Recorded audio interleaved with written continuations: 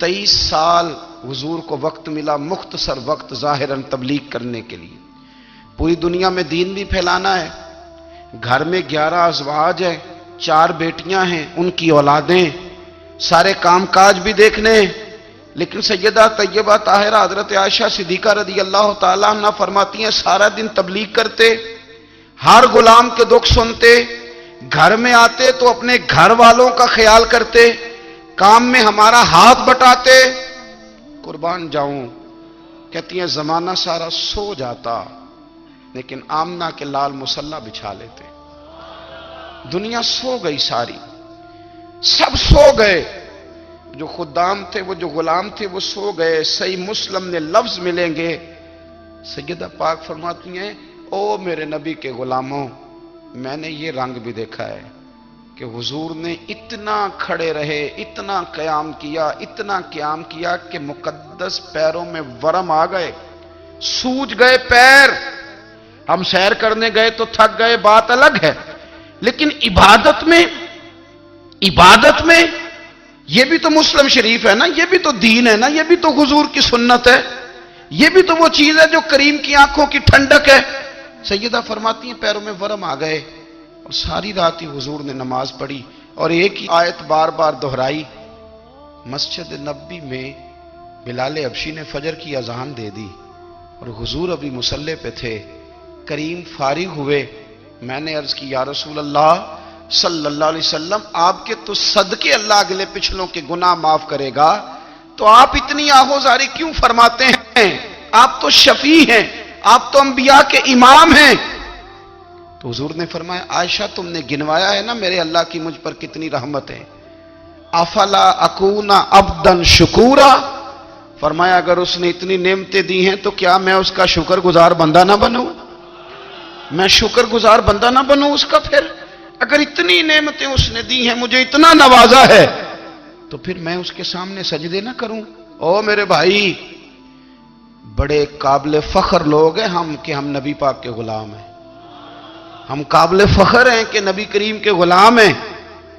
کیا کبھی اس غلامی کے شکرانے میں بھی 2 نفل پڑھے کہ یا اللہ تیرا شکر ہے تو نے ہمیں حضور کا غلام بنایا ہے؟ یاد رکھیں کہ اپنی روحانی زندگی کو آباد کریں، استغفار پڑھیں، تسبیحات کریں، کچھ چھوٹے چھوٹے اعمال ہیں ان کو اپنی زندگی میں حصہ بنائیں۔ ترمذی شریف میں حدیث ہے، نبی پاک صلی اللہ علیہ وسلم نے فرمایا 3 مرتبہ صبح، 3 مرتبہ شام اعوذ باللہ السمیع العلیم 3 دفعہ یہ پڑھو، اور 1 دفعہ سورۃ حشر کی آخری 3 آیات، هو اللہ الذی لا الہ الا هو عالم الغیب والشہادۃ هو الرحمن الرحیم۔ اعوذ باللہ من الشیطان الرجیم ہے نا، اس کو پڑھنا ہے اعوذ باللہ السمیع العلیم من الشیطان الرجیم۔ فرمایا 3 دفعہ اس کو پڑھو اور 1 دفعہ سورہ حشر کی 3 آیتیں، 1 دفعہ صبح اور 1 دفعہ شام۔ صبح کیا ہے، شام کیا ہے؟ تو اعلیٰ حضرت بریلوی فرماتے ہیں صبح سے مراد ہے آدھی رات ڈھلنے سے لے کر سورج نکلنے تک، آدھی رات ڈھلنے سے لے کر یعنی تہجد کا ٹائم سے لے کر سورج اور شام کیا ہے، دوپہر ڈھلنے سے لے کر مغرب کی اذان تک، یہ شام ہے۔ اب سن لیں، یہ ترمذی کی حدیث ہے سیاستہ کی، نبی پاک نے فرمایا جس نے 3 مرتبہ اعوذ باللہ پڑھی اور 1 بار سورہ حشر کی آخری 3 آیتیں پڑھی، 1 دفعہ صبح پڑھے، 1 دفعہ شام پڑھے، نبی کریم علیہ السلام فرماتے ہیں اگر صبح پڑھے گا تو 70,000 فرشتے شام تک، اور اگر شام کو پڑھے گا تو 70,000 فرشتے صبح تک پڑھنے والے بندے کی مغفرت کی دعا مانگتے رہیں گے۔ چلے میں تو اس بات پہ بھی بڑا راضی ہوں کہ پہلی دفعہ اہل سنت میں ایسا ہو رہا ہے کہ وظیفہ ملنے پر لوگ نعرے لگا رہے ہیں، ورنہ وظیفہ بتائیں تو کہنے بھی پڑھیں گے پر کوئی تویز بھی لکھ چھڑو مارا گیا۔ ایک صاحب آئے مجھے کہنے لگے جی برکت کوئی نہیں، غربت بڑی ہے۔ میں نے کہا سورۃ واقعہ پڑھا کر، کہنے پیر صاحب تھوڑی تکلیف کرو کو میں نے تویز بھی کر دیو۔ میں نے اسے کہا خدا کے بندے میں تویز دوں گا پتہ نہیں کام بنے گا نہیں بنے گا، سورۃ واقعہ پڑھ، یہ وہ تویز ہے جو مدینے والے رسول نے عطا فرمایا ہے کہ سورۃ واقعہ پڑھو تمہیں کبھی فاقہ نہیں آئے گا۔ تو وظائف پڑھیں، عبادات کریں، تیاری کریں، کچھ نیک اعمال بچائیں ایسے جن کا ہمیں پتہ ہو، جو ہمارے رب کو پتہ ہو۔ حضرت عبداللہ ابن عمر رضی اللہ تعالیٰ عنہ حضرت عمر کے صاحبزادے، مکہ مکرمہ میں ان کی قبر ہے۔ میں نے جب انہیں پڑھا تو مجھے ان سے بڑا پیار ہو گیا، لیکن آپ کو پتہ ہے وہاں جا کے کسی شخص کا مزار تلاش کرنا یا پوچھنا ایک مشکل کام ہوتا ہے۔ تو ایک دفعہ میں مکہ شریف میں حاضر تھا، تو ایک گاڑی والا ڈرائیور مجھے کہنے لگا کہ مولانا میں آپ کو جانتا ہوں، مجھے آپ سے محبت ہے، ایک بات بتاؤں آپ کو؟ میں نے کہا بتاؤ۔ کہنے لگے حضرت عبداللہ ابن عمر کی قبر دیکھنی ہے۔ میں نے کہا یہ تو نہیں کہہ رہا، یہ کسی نے بندوبست کرایا ہے، یہ اللہ نے تیرے دل میں بات ڈالی ہے، یہ ہو گیا تو لے چل مجھے۔ حضرت عبداللہ ابن عمر کو نبی پاک نے فرمایا تھا راجل صالح، یہ نیک بندہ ہے، یہ متقی آدمی۔ حضرت عبداللہ ابن عمر رضی اللہ تعالیٰ عنہ سیدنا فاروق اعظم رضی اللہ تعالیٰ عنہ کے صاحبزادے ہیں، اور ان کی ہمشیرہ سیدہ حفصہ رضی اللہ تعالیٰ عنہ حضور کی زوجہ محترمہ ہے۔ ایک دن اپنی ہمشیرہ سے کہنے لگے کہ نبی کریم صلی اللہ تعالیٰ علیہ وسلم گھر میں آئے نا، اور اگر حضور غم امت میں پریشان نہ ہوں، طبیعت کو حشاش بشاش دیکھو، تو ذرا پوچھنا تو صحیح حضور کا میرے بارے میں کیا خیال ہے، پوچھنا تو صحیح کہ کریم کی بارگاہ میں میرا کیا مقام ہے، میرے بارے میں حضور کیا فرماتے ہیں۔ اب بہن کو کام بتائے، اور بتائے بھی بھائی، اور پھر بہن وہ کام نہ کرے، یہ تاریخ میں ہوتا نہیں۔ حضرت عمر فاروق رضی اللہ تعالیٰ عنہ کی صاحبزادی ام المومنین رضی اللہ تعالیٰ عنہ فرماتی ہیں کہ میں تو بس منتظر تھی، انہوں نے تو کہا تھا نا کہ اگر تم حشاش بشاش دیکھو تو بات کرنا، لیکن حضور تشریف لائے، میری باری تھی، میرے گھر تشریف لائے، کھانا پیش کیا تو فوراً میں نے عرض کی حضور ایک بات پوچھنی تھی۔ تو حضور نے فرمایا پوچھئے۔ میں نے عرض کی حضور میرے بھائی عبداللہ ابن عمر کے بارے میں آپ کا کیا خیال ہے؟ نوجوانوں میری بات پہ غور کرنا، میرے بھائی کے بارے میں آپ کا کیا خیال ہے؟ تو نبی کریم صلی اللہ تعالیٰ علیہ وآلہ وسلم نے میری طرف دیکھا، اور پھر حضور زیر لب تھوڑا مسکرائے، اور بریلی کے امام کہتے ہیں کہ حضور مسکرا دیتے تھے نا تو جو بڑا دکھی ہوتا تھا وہ بھی ہنس پڑتا تھا۔ اب سوال پیدا ہوتا تھا کہ پھر تو اس مسکراہٹ کے لیے انتظار کرنا پڑتا ہوگا کئی کئی مہینے کہ حضور مسکرائیں تو رونے والے ہنسیں، تو اعلیٰ حضرت فرماتے نہیں، انتظار نہیں کرنا پڑتا، یہ مسکراتے رہنا تو حضور کی عادت ہے۔ جس کی تسکین سے روتے ہوئے ہنس پڑے، اس تبسم کی عادت پہ لاکھوں سلام۔ یعنی یہ تو عادت ہے حضور کی مسکراتے رہنا، اس کے لیے انتظار نہیں کرنا پڑتا۔ بھائیو آپ خیال رکھیں گے، غور کریں گے، حضرت عبداللہ ابن عمر رضی اللہ تعالیٰ عنہ کے بارے میں پوچھا تو سیدہ فرماتی ہیں کہ نبی کریم صلی اللہ تعالیٰ علیہ وسلم نہ زیر لب مسکرائے اور فرمایا حفصہ تیرا بھائی ہے تو اچھا، لیکن میں نے سنا ہے کہ عشاء کی نماز پڑھتا ہے تو فجر تک سویا ہی رہتا ہے۔ او نوجوانوں، 10 بجے تک سونے کی بات نہیں ہوئی، 9 بجے تک سونے کی بات نہیں ہوئی، 11 بجے اٹھنے کی بات نہیں۔ حضور فرمانے لگے میں نے سنا ہے کہ عشاء کی نماز پڑھ کے سو جاتا ہے اور فجر تک سویا ہی رہتا ہے، اسے چاہیے کہ تہجد کے وقت اٹھا کرے، اللہ کی بارگاہ میں حاضر ہوا کرے، آہوزاری کرے، سجدے کرے، عبادت کرے۔ اٹھتا ہے اور فجر میں جا کے اٹھتا ہے۔ حضرت جناب حفصہ رضی اللہ تعالیٰ عنہ کہتی ہے میں نے جناب عبداللہ ابن عمر کو پیغام دیا اور میں نے کہا میرے جوان بھائی سن، نبی پاک نے فرمایا ہے تو اچھا پر تہجد میں نہیں اٹھتا، نفل نہیں پڑھتا۔ او میری ملت کے جوانوں، مزہ نہیں آ جاتا جب ساری دنیا سوئی ہو، ساری دنیا، اور بستر بھی گرم ہو اور نیند بھی پورا غلبہ کر رہی ہو، اور اچانک گھنٹی بجے دماغ میں، آنکھ کھلے، گھڑی پہ نظر پڑے، 3:30 4 بجے کا پیغام گھڑی بتائے، اور کوئی چڑھتی جوانی والا اٹھ کے وضو کرے، اور جب وہ مصلی کھول کے بچھائے تو مدینے والے محبوب کہتے ہیں کہ ہر نماز پہ رب ثواب دیتا ہے، اور جو اٹھ کے تہجد کی نماز پڑھے اسے دیکھ کے تو رب مسکراتا ہے، جو اس کی شان کے لائق ہے، جو اس کی شان کے لائق، وہ مسکراتا ہے، خوش ہوتا ہے کہ میرا بندہ تہجد میں اٹھ گیا، وہ مسکراتا ہے۔ کاش ہماری صبحیں کبھی اپنے مالک کے نام ہو جائیں، کاش کے صبح حضرت ابو الحسن رحمت اللہ تعالی علیہ حضرت معاذ ابن جبل رضی اللہ تعالیٰ عنہ کے پاس بیٹھا کرتے تھے. فرماتے ہیں ان سے جو پیار بڑھا تو پھر میرا مصلی سے بھی بڑھ گیا. تابعی ہیں. فرماتے ہیں صحابی رسول سے محبت ہوئی تو ذکر سے بھی ہو گئی, پھر درود شریف سے بھی ہو گئی. محبت ان سے بڑھی تو پھر اللہ نے مسجد کا پیار بھی بڑھا دیا. آپ فرماتے ہیں کہ میری ہر وقت طبیعت چاہتی تھی کہ بس اللہ اللہ کروں, بس اللہ اللہ کروں, بس نہ میں ذرا تھوڑی جان چھڑاؤں لوگوں سے, کو 10 منٹ ملے تو میں کچھ 4 نفل پڑھ لوں, میں تھوڑا سا نہ بچوں لوگوں سے, اور مجھے تسبیح ملے تو میں نہ کچھ 400-500 دفعہ استغفار پڑھوں, سبحان اللہ, الحمدللہ, اللہ اکبر, لا حول ولا قوت الا باللہ, میں نہ تسبیحات پڑھوں. فرماتے ہیں کہ بچے تھے گھر میں 6-7, غربت تھی, کام ملتا کوئی نہیں تھا, اور میں کام چور نہیں تھا, کام ڈھونڈتا تھا, پر اللہ کی قدرت کے کام نہیں ملتا تھا. فرماتے ہیں کہ میں نے ایک دن اپنی اہلیہ سے کہا کہ آج میں پھر جاتا ہوں کام ڈھونڈنے. تو میری بیوی بڑی فرما بردار تھی, پر اس دن نہ غربت کے ہاتھوں تنگ آ کے کہنے لگی, آج نانا کوئی تو چیز لے کے آیا, تو مجھ سے بچوں کی بھوک نہیں دیکھی جاتی. یہ سب روگاں دا روگ محمد جس دا نام غریبی, کنڈ بلا کے لنگ جاندے نہیں دوست یار قریبی. آج نہ کچھ لے کے آیا تو میں بچے لے کے میکے چلی جاؤں گی. شیخ فرماتے ہیں کہ میں بڑا پریشان گھر سے نکلا, پر میں نے صبح سے لے کے زور تک کام ڈھونڈا, کام ملا کوئی نہیں.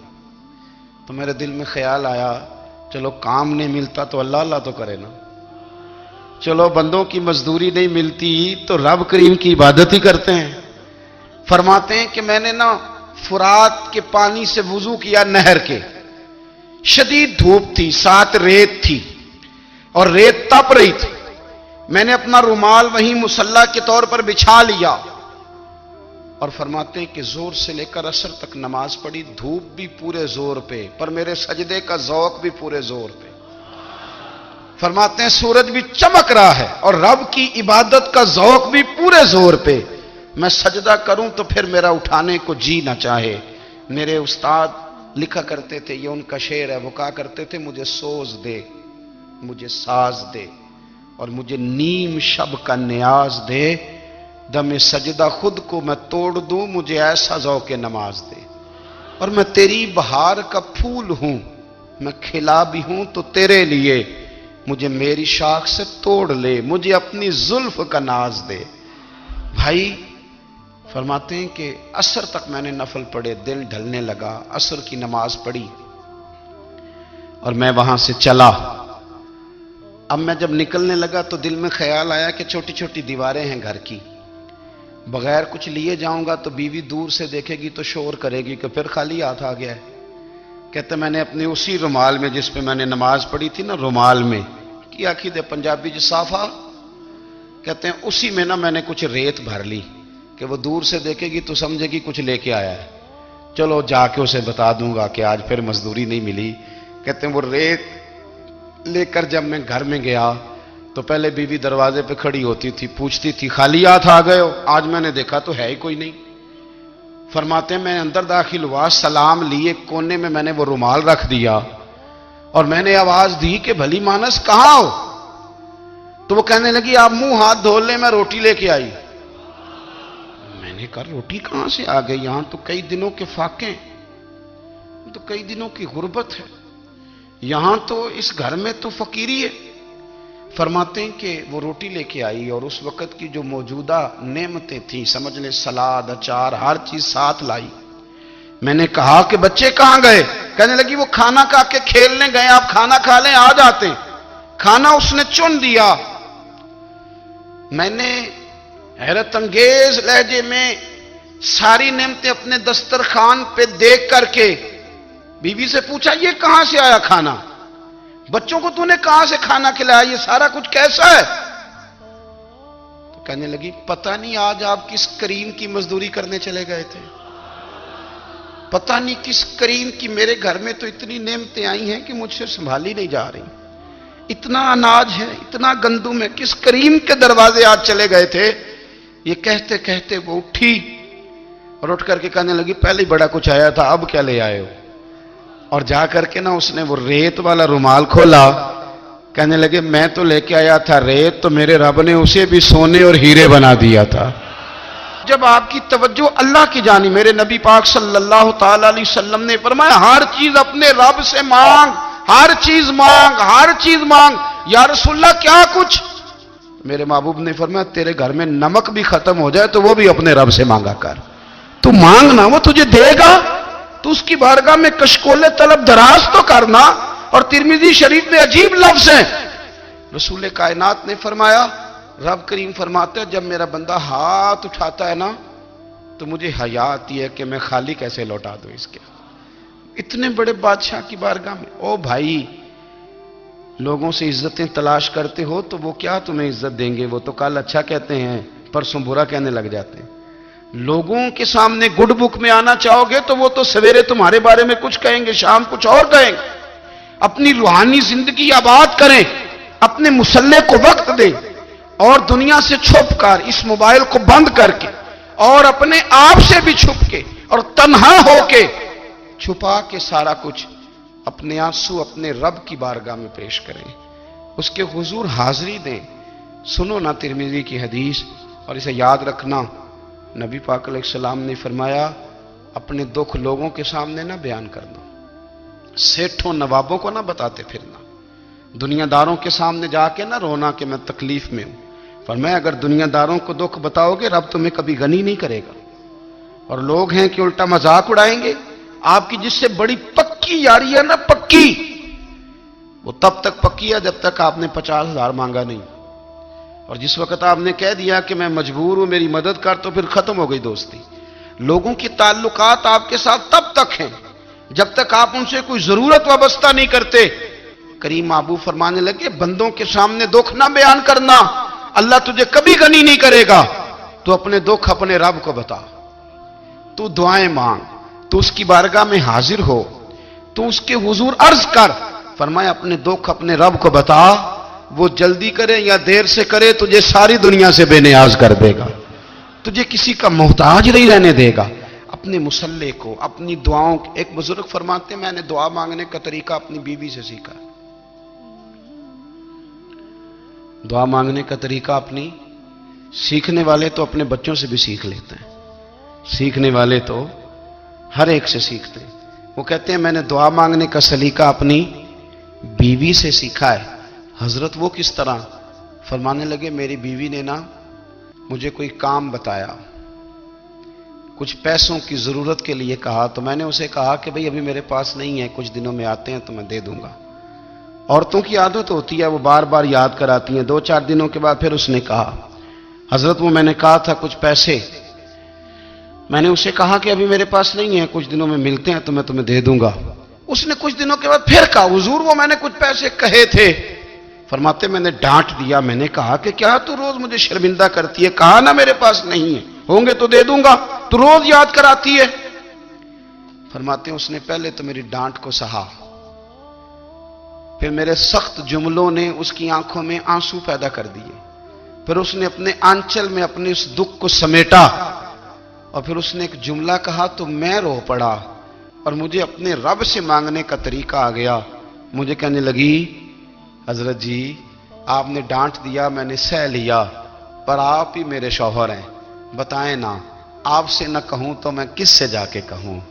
فرماتے ہیں میں رو پڑا، اور میں کھل کے رویا، اور میں تڑپ کے رویا، اور پھر میری سسکیاں بند گئیں۔ تو مجھے کہنے لگی آپ کو کیا ہوا؟ میں نے کہا مجھے بھی دعا مانگنی آ گئی ہے۔ جب میں اسے کہوں گا نا اللہ تو ہی میرا رب ہے، میں تجھ سے نہ کہوں تو میں کس سے جا کے کہوں؟ میں کیوں کسی بندے سے سوال کروں؟ میں کیوں کسی دنیا دار سے کہوں؟ میں تیرے بندوں کا، نیک بندوں کا وسیلہ لے کے، تیرے محبوب کی غلامی لے کے تیری بارگاہ میں آیا، تجھ سے نہ مانگوں تو کس سے مانگوں؟ سمجھ آ گئی ہے؟ جب میں اس رنگ میں مانگوں گا تو پھر رب میرے اوپر بڑا ہی فضل فرمائے گا، وہ میرے اوپر بڑی رحمت کرے گا، وہ میرے لیے آسانیاں کرے۔ عزیز دوستو ہم اس طرح کرنے لگ گئے ہیں کہ ہم نے نا اپنے تعلقات پر اعتماد کرنا شروع کر دیا ہے۔ میرے تعلقات بہت ہیں، ہم نے اپنی دولت پر اعتماد کرنا شروع کر دیا ہے، میرے پاس دولت بہت ہے۔ ہم نے اپنے علم پر، اپنی شہرت پر اعتماد کرنا شروع کر دیا ہے کہ میرے پاس فلاں چیز بہت ہے۔ یاد رکھنا جب بے نیاز اپنی صفت بے نیازی دکھاتا ہے تو بڑی بڑی دولتوں والے مجبور نظر آتے ہیں۔ بھائیو، جب انسان کا رشتہ اپنے مالک کے ساتھ ہوتا ہے پھر تو غم بھی کچھ نہیں کہتے، پریشانیاں بھی کچھ نہیں کہتی، پھر تو زندگی صبر والی، پھر تو زندگی توکل والی، پھر تو زندگی بھروسے والی، پھر انسان اپنے آپ کو رسوا نہیں کرتا، دنیا داروں سے امیدیں اس کی ختم ہو جاتی، امیدیں اللہ رسول سے لگا لیتا ہے، مضبوط ہو جاتا ہے، مضبوط، طاقتور ہو جاتا ہے، خوددار ہو جاتا ہے، باوقار باعزت ہو جاتا ہے۔ حضرت بہلول دانا رحمت اللہ علیہ بیٹھے تھے تو ہارون رشید حج کر کے آ رہا تھا، تو رستے میں حضرت شیخ سے ملاقات ہو گئی تو السلام علیکم کے بعد کہنے لگا حضور کوئی حکم ہو تو بتائیے گا۔ تو حضرت بہلول دانا فرمانے لگے تیرا رب کون ہے؟ اس نے کہا اللہ۔ تو فرمایا میرا کون ہے؟ کہا اللہ۔ فرمانے لگے تو بڑا ہی بیوقوف ہے، کیا تو یہ سمجھتا ہے کہ رب ہارون رشید کو تو دے گا اور بہلول دانا کو بھول جائے گا؟ تیرا بھی وہی رب ہے، میرا بھی وہی رب ہے، اس نے اگر تجھے دے کے آزمایا ہے تو ہو سکتا ہے مجھے نہ دے کے آزما رہا ہو، جب اس کی حکمت کے تقاضے ہوں گے تو عطا کرے گا اور دے گا، تو جا اپنا کام کر۔ بھائی اپنی روحانی زندگی، اپنی عبادات، اپنے وظائف، اپنے روزمرہ کے معاملات، اپنی دعائیں، اپنا استغفار، دیکھو کوئی مشکل کام تو نہیں، 2 رکوع ہیں سورہ واقعہ کے، اگر رات کو پڑھ لی جائے تو۔ میں کس طرح یہ بات بیان کروں کہ تعویذ بانٹنا آسان ہے اور وظیفہ بتانا مشکل ہے؟